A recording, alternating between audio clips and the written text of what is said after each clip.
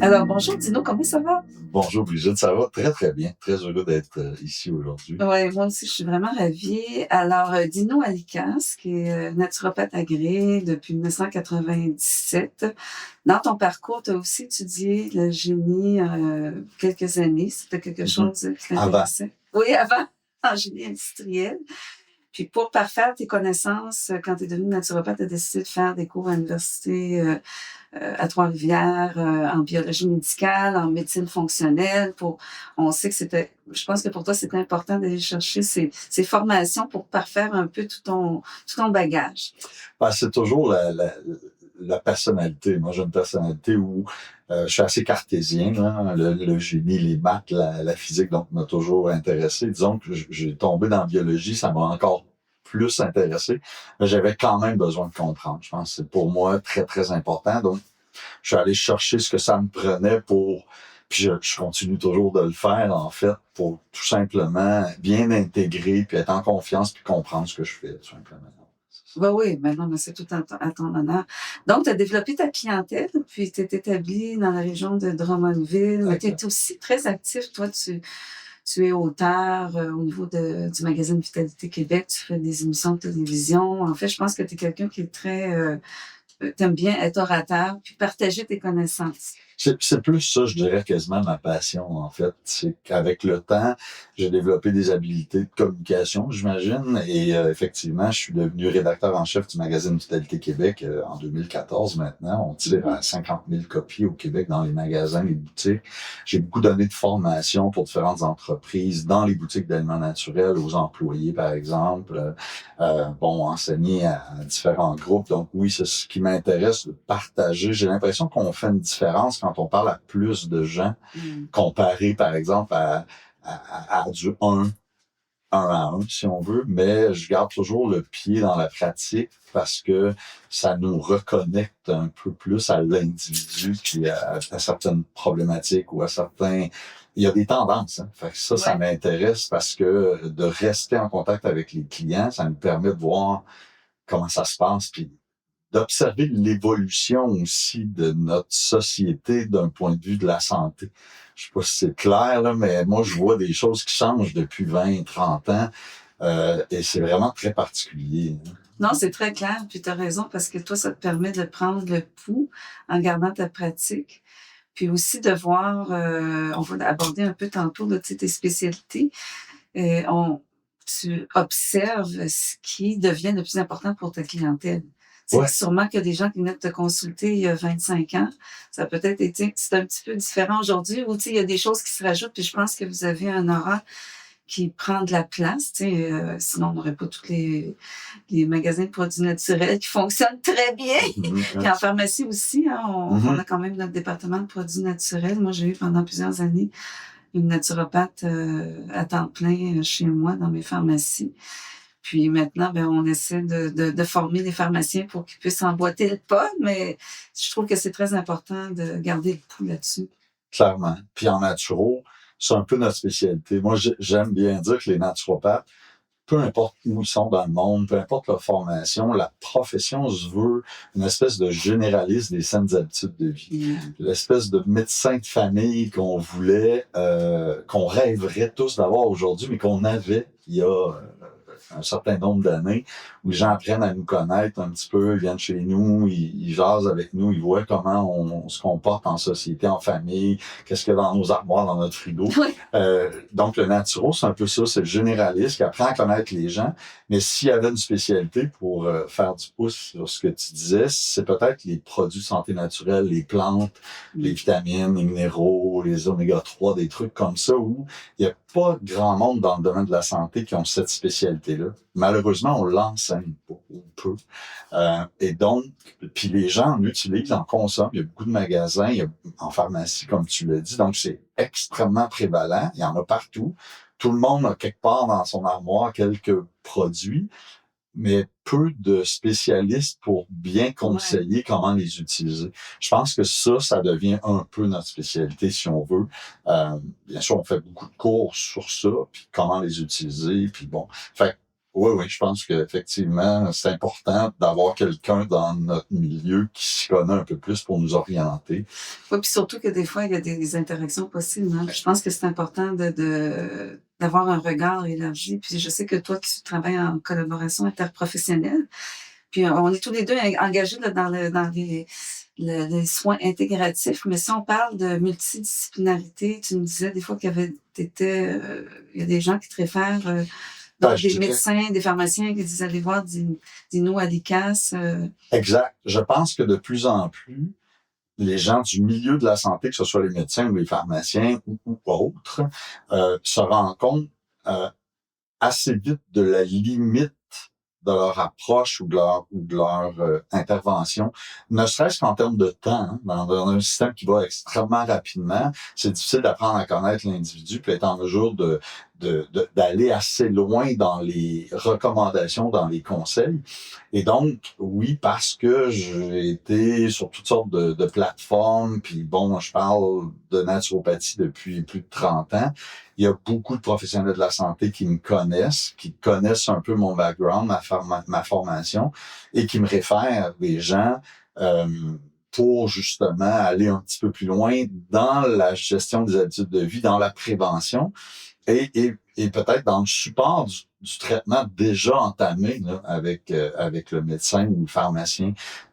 Ouais, effectivement, une bonne partie de notre clientèle vient des professionnels. Je travaille beaucoup plus de façon référence maintenant que tu sais, je fais pas de publicité. Là, c'est vraiment des gens qui savent ce que je fais, qui m'envoient des gens. Puis parfois, il y a des spécialités aussi, inévitablement, Ouais. qu'on développe, fait qu'ils savent que, ah, OK, dans tel cas, je vais lui envoyer cette personne-là. Ouais.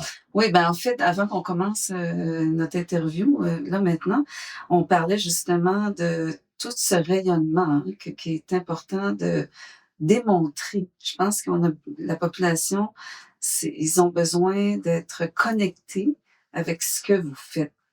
Puis, tu sais, ça travaille. On a l'impression des fois qu'on travaille en silo, mais il y a des choses qui se passent en convergence. Puis on voit que c'est important, puis que c'est bénéfice pour le client. Donc, toi, c'est ce que tu observes. Ah, absolument. En fait, on s'en rend compte qu'effectivement, que notre système de santé a été beaucoup bâti en silo. Mm. Même les médecins avaient pas tant l'habitude, c'est en train de changer, mais je trouve ça génial, mais ils avaient pas tant l'habitude de référer, ne serait-ce qu'en nutrition, à moins d'avoir un diabète, par exemple, ou ne serait-ce qu'en kinésiologie ou dans d'autres professions où les quatre piliers de la santé, pour moi, en naturopathie, les quatre piliers, puis je vais les nommer rapidement, mais c'est vraiment le sommeil, l'exercice physique, la gestion du stress et des émotions et l'alimentation. Et si on n'est pas en équilibre avec les quatre pattes, ben c'est difficile parfois d'être en santé optimale, si on veut. Mm. Et donc, oui, on peut avoir un souci de santé, aller voir un médecin, mais si on n'est pas référé vers quelqu'un qui peut nous aider à bouger mieux, à manger mieux, à gérer mieux notre stress, nos émotions et à mieux dormir, parce qu'il y a beaucoup de gens qui souffrent de ça, ben c'est sûr qu'à un moment donné, on finit par tourner en rond un peu. Donc oui, il faut arrêter d'être en silo, il faut se référer, il faut prendre conscience qu'il y a des spécialités. Surtout quand on voit quelqu'un qui a des problèmes de santé chronique, hein, où là, vraiment, c'est pas je donne une pilule puis c'est réglé. Ça traîne depuis longtemps, ça continue à durer. Là, il faut effectivement une prise en charge un peu plus globale. Pour moi, Oui. c'est essentiel. Oui, on parlait de temps, hein, puis je pense que ça, faut mettre un peu de lumière là-dessus. C'est que quand vous rencontrez quelqu'un, les naturopathes, il y a le facteur temps est quand même plus pris en charge. Tu sais, nous, on est toujours dans le domaine de la pharmacie ou les médecins, on est toujours des infirmiers, on est toujours, on dirait, sur la Formule 1, là, sur un pas de course. Fait que c'est pour ça que c'est important d'avoir un regard très éclairé là-dessus. Toi, Dino, bon, tu as travaillé avec des clients qui avaient des problèmes cardiovasculaires, tous les syndromes métaboliques. Mm-hmm. Mais là, ce que tu vois beaucoup en ce moment, c'est tout l'aspect système digestif. Je pense que tu peux élaborer là-dessus. Clairement, la digestion est probablement en fait, je pense que c'est encore un des causes ou l'une des causes les plus importantes dans la consultation médicale avec l'énergie, la fatigue là, qui apparaît depuis quelques années, qu'on voit vraiment poindre à l'horizon. Et donc, beaucoup de gens consultent pour des symptômes liés à la digestion. Fait que c'est beaucoup de reflux gastrique. J'imagine qu'en pharmacie, on le voit là, dans la prescription, entre autres, des médicaments pour empêcher la production d'acide gastrique. Les médicaments de vente libre aussi. Là, en plus. On donne tellement de conseils, mais oui, tu as raison. C'est ça. Mais tu sais, si on va plus loin puis qu'on parle de constipation, de diarrhée, de syndrome du côlon irritable, on entend beaucoup parler du SIBO dernièrement, là, qui est une espèce d'excroissance ou une prolifération de bactéries dans le petit intestin, qui est pas encore tout à fait reconnu ici au Canada, mais qui a beaucoup de littérature puis connu partout ailleurs, j'ai l'impression. Donc, effectivement, les gens viennent beaucoup me consulter pour des troubles digestifs, mais ce qui est particulier, c'est que les troubles digestifs, c'est le siège, entre autres, de notre système immunitaire, c'est le siège de l'absorption des nutriments, c'est le siège de notre microbiote intestinal. On pourra en parler un peu plus si tu veux, mais la réalité, c'est que c'est souvent le point de départ d'autres problèmes de santé ailleurs. Fait qu'on va parler de santé métabolique. Clairement, si la digestion va pas bien, il peut y avoir un problème là. On peut parler de santé mentale, on peut parler de santé respiratoire, cutanée, etc. Et souvent, effectivement, les gens qui consultent pour des troubles digestifs, lorsqu'on pose des questions, on se ramasse avec beaucoup de symptômes extra-digestifs qui peuvent avoir un lien évident. Là. Donc, c'est de ce côté-là qu'on travaille beaucoup parce que, comme tu l'as dit, on prend le temps de discuter, de faire le tour de la question, puis on peut effectivement beaucoup plus personnaliser notre approche. C'est le temps qui manque effectivement. Puis en naturo, c'est ça la différence. Il y a un côté très artistique d'apprendre à connaître la personne devant nous et d'adapter l'approche aux besoins plus spécifiques. Tu sais, c'est pas canner tel symptôme, tel produit. Il faut pas fonctionner comme ça parce qu'il y a trop de différences d'un individu à l'autre. La même constipation peut avoir des origines complètement différentes. Donc, c'est ce que j'aime de cette pratique-là, mais effectivement, ça prend du temps. Il faut travailler. Ben, tu fais l'évaluation globale du patient. Mais tu sais, quand on parle de système digestif aussi, puis ça, tu l'as exprimé, puis tu parlais avant dans ton approche, tu parlais de tous les problèmes de sommeil, tu sais, d'énergie. Tu sais, là, on se rapproche de la santé mentale, mais tu sais, on sait que quelqu'un qui a un problème avec son système digestif, justement, ça peut bouleverser son sommeil, ça peut bouleverser son énergie. Il y a beaucoup de choses, je pense, hein. C'est pour ça qu'on parle de l'intestin, le deuxième cerveau, troisième cerveau, ça va peut-être être le premier cerveau à un moment donné.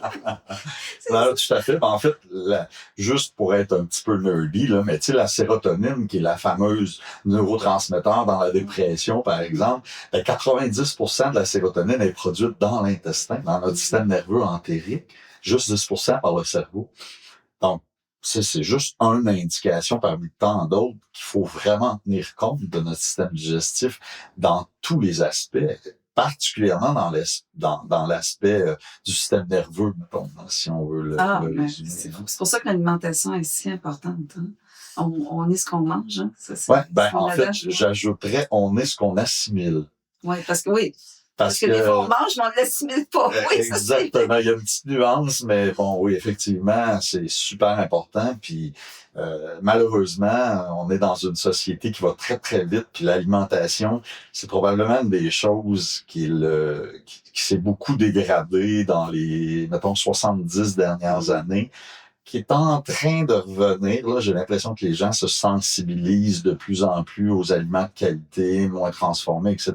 Mais c'est le grand défi, en fait, social qu'on a, incluant les autres piliers. Mais l'alimentation, c'est pas simple. C'est pas simple. En fait, ça pourrait être simple, mais c'est rendu compliqué. Là. Tu sais, on magasine, on va faire notre épicerie, puis je veux dire, il y a tellement de produits, c'est rendu fou. Là. J'ai quelqu'un près de moi qui a de la difficulté en ce moment qui peut pas manger, mettons, de protéines bovines ou de soya. Je donne ça comme exemple, là, parce que ça m'a marqué.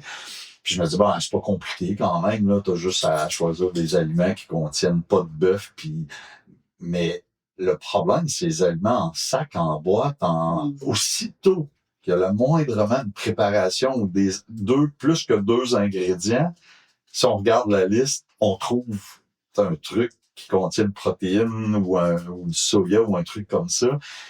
C'est pas simple l'alimentation, puis on travaille beaucoup de ce côté-là parce que ça reste. C'est que ça a tellement de bénéfices. Fait que toi, tu as dû voir des clients que juste en modifiant leur alimentation, ça les a complètement transformés, autant au niveau de leur santé générale, mais leur énergie, leur vitalité. Ben, on commence beaucoup par là. Quand on parle du système digestif, c'est beaucoup ça, évidemment.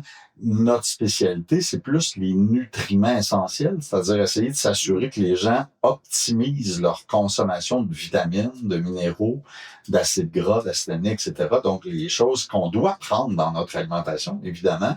L'alimentation n'étant pas toujours parfaite, même si, ultimement, c'est ce qu'on souhaite pour tout le monde, on doit faire des petits ajustements, mais effectivement, surtout dans les problèmes digestifs, lorsqu'on adopte une diète particulière avec les clients ou qu'on est en collaboration, par exemple, avec des nutritionnistes, on fait un programme un peu plus spécifique alimentaire où, pendant une certaine période, par exemple, on va éliminer des choses ou ajouter des choses, on voit des bénéfices extraordinaires.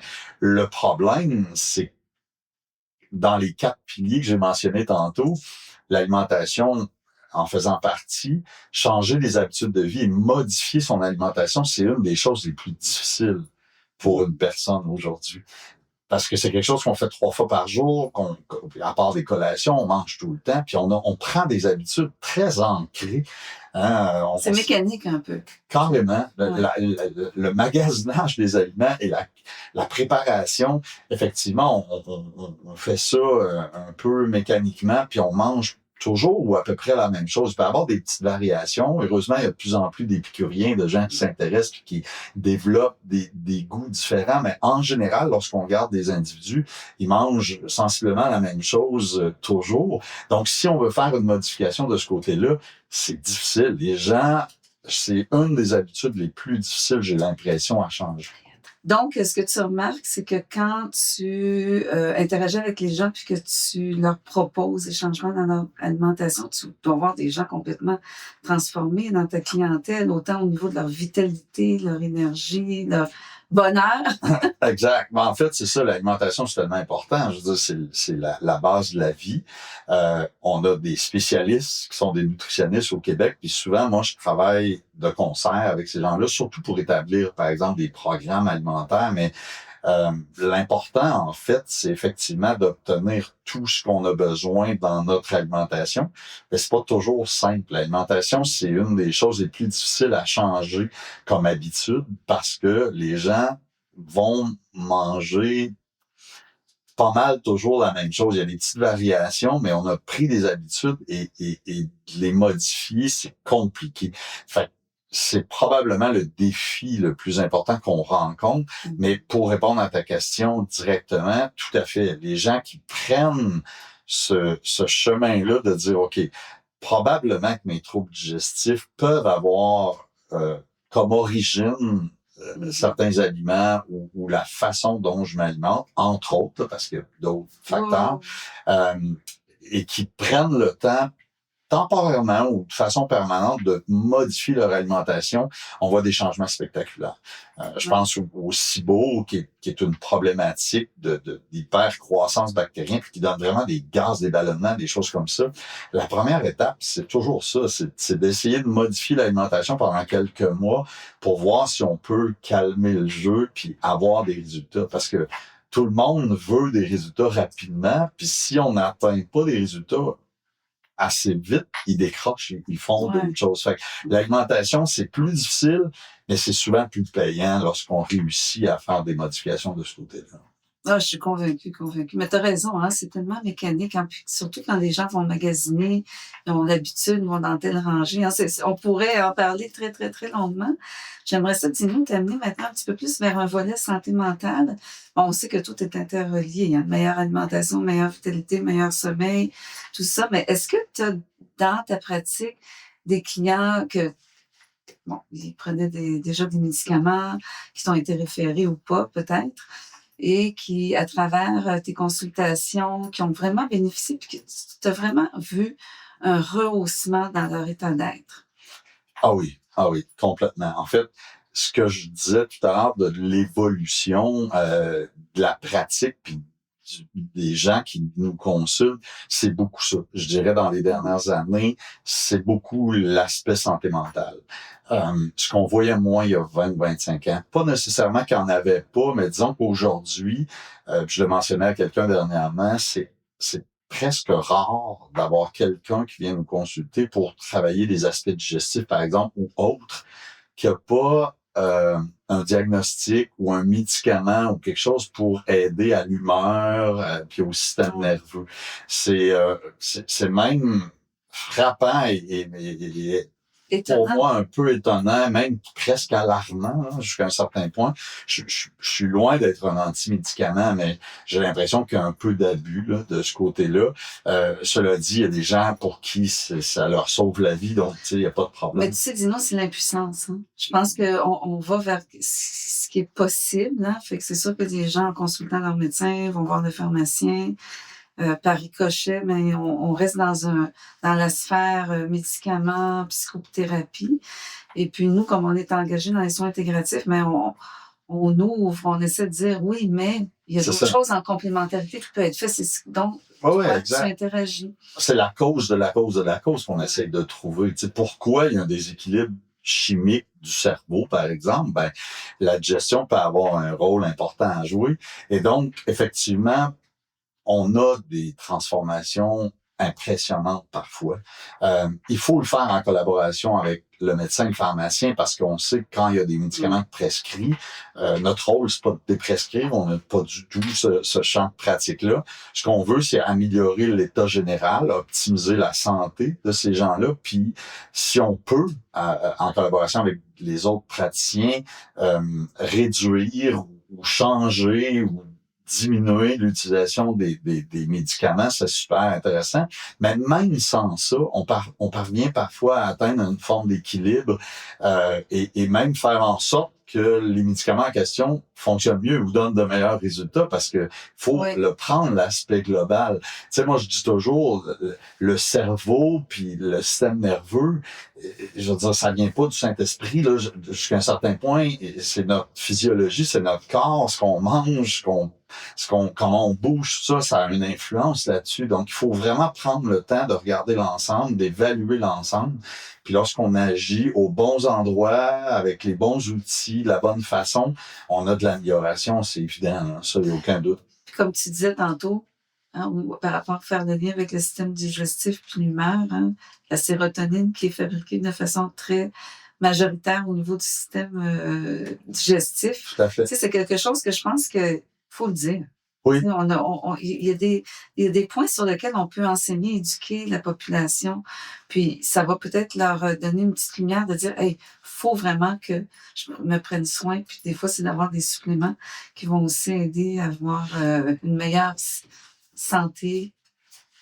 Tout à fait, absolument, parce que, tu sais, là, j'ai été nerdy un petit peu en parlant de sérotonine, mais tu sais, il y a 20 neurotransmetteurs, on a 100 millions de neurones dans notre intestin. Fait que c'est sûr que la communication entre le cerveau et l'intestin est très, très importante. Puis c'est pas des affaires c'est si nouvelle quand même, on le sait depuis longtemps et c'est démontré, la science est derrière ça, c'est que de plus en plus, il y a des études là-dessus. Tu sais, il y a 20 ans, le microbiote, par exemple, les bactéries intestinales, il y avait 3 publications par année, là, il y en a 3000 par année, donc on sait qu'il y a un rôle à jouer très, très important de notre système digestif sur notre système nerveux.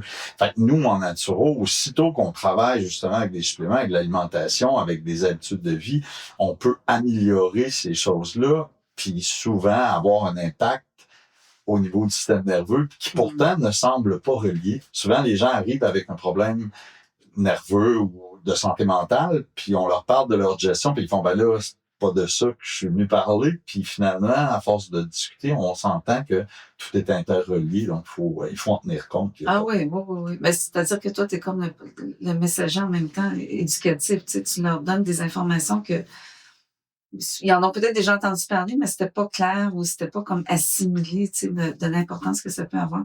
Écoute, Dino, c'était vraiment un grand, grand, grand, grand plaisir. Je te remercie. C'est le fun, c'est le fun. Oui, on va faire ça. Hein? Puis on va pouvoir aller dans d'autres détails, là, tu sais, comme ça serait le fun de parler plus justement de l'importance du lien de tous les neurotransmetteurs, le système hormonal. Ah, ça me fera plaisir. C'est toujours un peu une passion, c'est difficile même de se retenir, pas trop Oui, t'aimes ça s'emballer. échanger.